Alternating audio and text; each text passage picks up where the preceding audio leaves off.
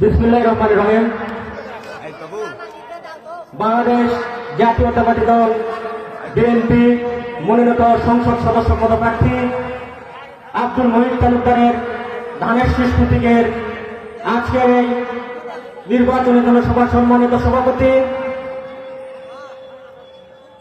মঞ্চে উপস্থিত দুপচাচিয়া থানা পৌর বিএনপির বিভিন্ন পর্যায়ের নেতৃবৃন্দ, বগুড়া জেলা বিএনপির বিভিন্ন পর্যায়ের নেতৃবৃন্দ, আদমদীঘি উপজেলা বিএনপির বিভিন্ন পর্যায়ের নেতৃবৃন্দ, দুপচাচিয়ার বিভিন্ন ওয়ার্ড ইউনিয়ন থেকে আগত তৃণমূল পর্যায়ের সকল নেতৃবৃন্দ, সবাইকে জানাই সর্বকালের সর্বশ্রেষ্ঠ বাঙালি, মহান স্বাধীনতার ঘোষক, বাংলাদেশের বহুদলীয় গণতন্ত্রের প্রবর্তক, শহীদ রাষ্ট্রপতি জিয়াউর রহমানের রক্তদান সংগঠন, দেশনেত্রী, বাংলাদেশের গণতন্ত্রের আপসীন নেত্রী মরহুমা বেগম খালেদা জিয়ার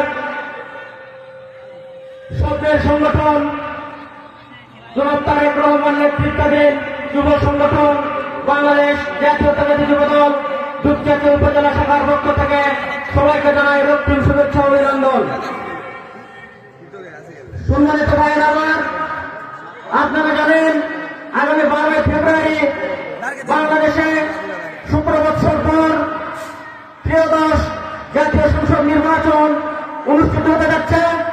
এই নির্বাচনে আমাদের ধানের শীষের প্রার্থী বগুড়া জেলা বিএনপির সহসভাপতি, আদমদীঘি উপজেলা বিএনপির সভাপতি, উপজেলা পরিষদের সাবেক চেয়ারম্যান জনাব মহিদ তালুকদারকে বিপুল ভোটে নির্বাচিত করবেন এ আশা ব্যক্ত করছি। সংগ্রামী ভাইয়ের আমার, আজকে প্রতিদ্বন্দ্বিতা করছে একটি ধর্মভিত্তিক দল। আপনারা দেখেছেন কয়েকদিন পূর্বে এই দলের আমির আমাদের মা বোনদের নিয়ে একটি বাজে কথা বলেছে। শুধু তাই নয়, এই দল 1971 সালের মুক্তিযুদ্ধে আমাদের মা বোনদের ব্যাপক বিপদের মুখে ঠেলে দিয়েছিল। আমি আমার মা বোনদের উদ্দেশ্যে বলতে চাই,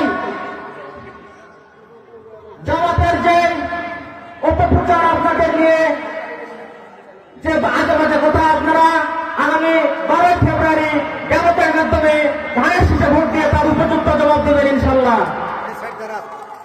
সম্মানিত মা বোনেরা, সম্মানিত ভাইয়েরা আমার, এই জামাত ইসলাম 1986 সালে এরশাদের অবৈধ নির্বাচনে অংশ নিয়ে সেই নির্বাচনকে বৈধতা দিয়েছিল। 1996 সালে শেখ হাসিনা যখন ধর্মের কাপড় মাথায় করে রাস্তায় নেমে এসেছিল, তখন শেখ হাসিনার সাথে জোট করে সংসদে গিয়েছিল। এই জামাত ইসলাম ক্ষমতার লোভে 2001 সালে বিএনপির সাথে জোট করে সংসদে এসেছিল। ভাইয়েরা আমার, আপনারা দেখেছিলেন বৈষম্য বিরোধী আন্দোলনে